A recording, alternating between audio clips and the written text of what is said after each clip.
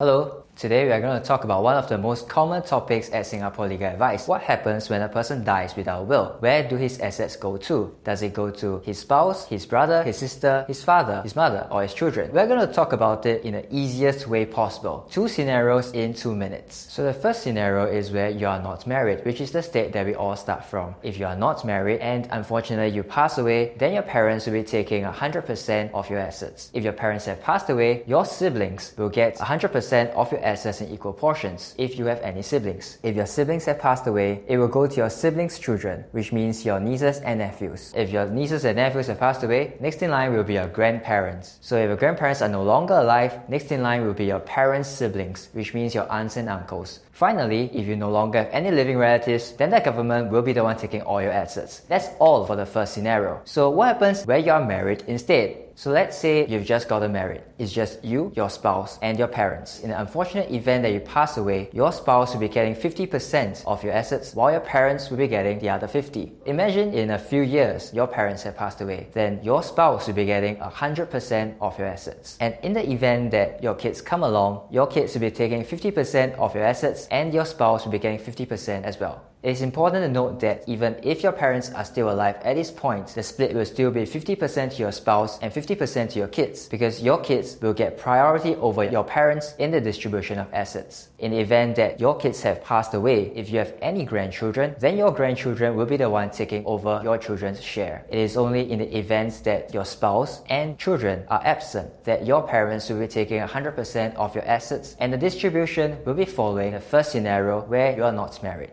So the distribution of assets is actually not that complicated. It's simply that some people would like to provide better for certain family members. For example, one has spouse and kids. The parents potentially get nothing if they pass away. People will just make a will to will some of their property to their parents. To find out more about distribution of property, check out the links below. If you have any burning questions that you would like us to answer, please comment below. Thank you so much for watching this video. I'll see you next time. Bye bye.